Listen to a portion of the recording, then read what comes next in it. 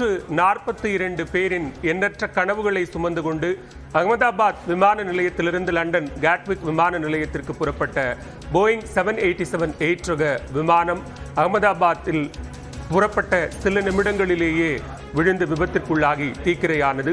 இந்த விமானத்தில் பயணித்த 242 பேரும் உயிர் பிழைத்திருக்க வாய்ப்பில்லை என்று கூறப்பட்ட நிலையில் இதுவரை 204 பேரின் உடல்கள் அகமதாபாத் மருத்துவமனைகளுக்கு கொண்டுவரப்பட்டிருப்பதாக காவல்துறை தரப்பில் அதிகாரப்பூர்வ தகவல் தெரிவிக்கப்பட்டிருக்கிறது. விபத்திற்கான முதற்கட்ட காரணங்கள் குறித்து சிறப்பு புலனாய்வு குழுவினர் விசாரணை நடத்தி வரக்கூடிய நிலையில் தற்போது மீட்கப்பட்ட உடல்கள் தொடர்பாகவும் அதே நேரத்தில் மருத்துவமனையில் அனுமதிக்கப்பட்டிருக்கக்கூடிய நபர்கள் தொடர்பான விவரங்களும் காவல்துறையால் அதிகாரப்பூர்வமாக வெளியிடப்பட்டிருக்கிறது.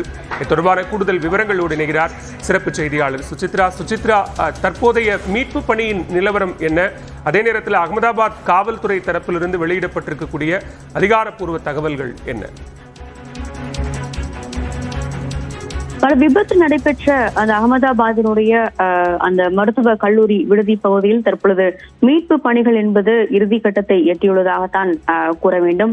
இன்று பிற்பகல் முதல் நடைபெற்று வந்த அந்த ஒரு மீட்பு பணி என்பது பெருவாரியான அந்த டெப்ரிகள் நீக்கப்பட்டு அதில் சிக்கியிருந்த அனைவருமே மீட்கப்படுவதும் மிக முக்கியமாக பார்க்கப்படுகிறது. ஆனால் இந்த விபத்தில் விமானத்தில் பயணம் செய்த அனைவருமே பிழைத்திருக்க வாய்ப்பில்லை என்ற ஒரு தகவலை அகமதாபாத்தினுடைய காவல்துறை கண்காணிப்பாளரான GS மலிக் தற்பொழுது அதிகாரப்பூர்வமாக தெரிவித்துள்ளார். குறிப்பாக மருத்துவமனைக்கு சிவில் மருத்துவமனைக்கு சுமார் 204 பேருடைய உடல்கள் என்பது கொண்டுவரப்பட்டுள்ளது எனவும் அது மட்டுமல்லாமல் 41 பேர் காயங்களுடன் அந்த மருத்துவமனையில் சிகிச்சைக்காக அனுமதிக்கப்பட்டிருக்கிறார்கள் என்ற ஒரு அதிகாரப்பூர்வ அறிவிப்பை அகமதாபாத்தினுடைய காவல்துறை ஆணையர் GS மலிக் தற்பொழுது தெரிவித்துள்ளார்.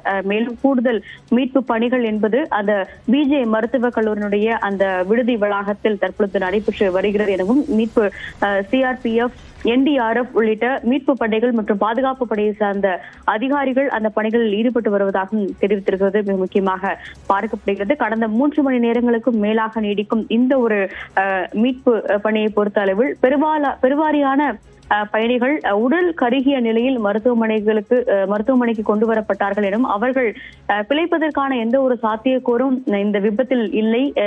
கடினமான அதிக அளவுடனான ஒரு எரிபொருளுடன் விமானம் வெடித்ததன் காரணமாக அனைவருமே உடல் கருகி உயிரிழந்துள்ளார்கள் என்ற ஒரு தகவலையும் அகமதாபாத்தினுடைய ஆணையர் GS மலிக் தற்பொழுது அதிகாரப்பூர்வமாக தெரிவித்துள்ளார். இந்த விமானம் நொறுங்கியதன் காரணமாக ஏற்பட்ட விபத்தில் அனைவருமே உயிரிழந்திருக்கிறார்கள் எனவும் அது மட்டுமல்லாமல் அதாவது மருத்துவமனையினுடைய வளாகம் என்பதன் காரணமாக விடுதியில் இருந்த மாணவர்கள் மருத்துவர்கள் உள்ளிட்டோரும் இந்த விபத்தில் உயிரிழந்திருப்பது தற்பொழுது உறுதியாகி இருக்கிறது. மிக முக்கியமாக கூற வேண்டும்.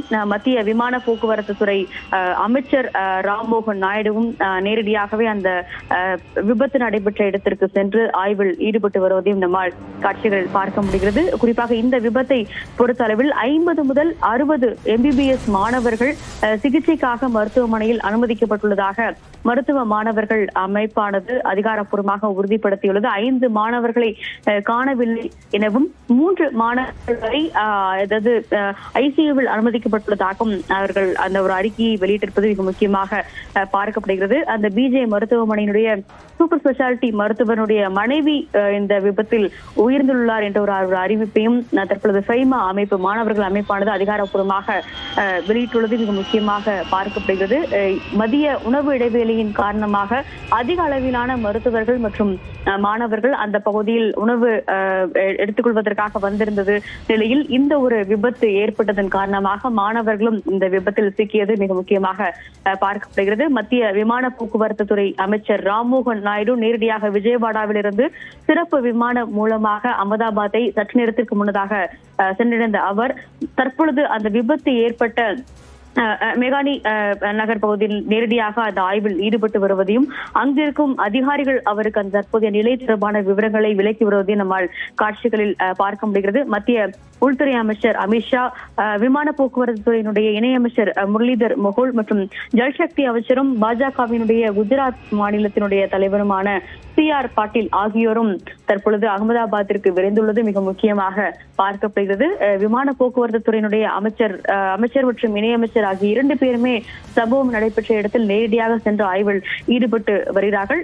அது மட்டுமல்லாமல் இந்த ஆய்விற்கு பிறகு ஏர் இந்தியாவினுடைய அதிகாரிகளுடன் அவர்கள் ஆலோசனையில் ஈடுபட உள்ளது மிக முக்கியமாக பார்க்கப்படுகிறது. டாடா குழுமத்தினுடைய தலைவர் என் சந்திரசேகர் ஒருபுறம் இந்த மீட்பு பணிகள் நடைபெறுகிறது, மத்திய அமைச்சர் வருகை தந்திருக்கிறார். மறுபுறம் புலனாய்வு குழுவினுடைய முதற்கட்ட விசாரணை தொடங்கி இருக்கிறது. அதே நேரத்தில் மத்திய அரசு ஏர் இந்தியாவிடம் ஒரு அறிக்கையை கோரியிருக்கிறது. ஏன்னா ஒரு முக்கியமான நேரத்தில் இந்த அறிக்கை கேட்கப்பட்டிருக்கிறது. போயிங் 787-8 ரக இந்த விமானம் விபத்திற்குள்ளான நேரத்தில் ஏர் இந்தியா விமானங்கள் தொடர்பான அந்த அறிக்கை என்பது இவ்வளவு முக்கியத்துவம் வாய்ந்ததா பார்க்கலாம்.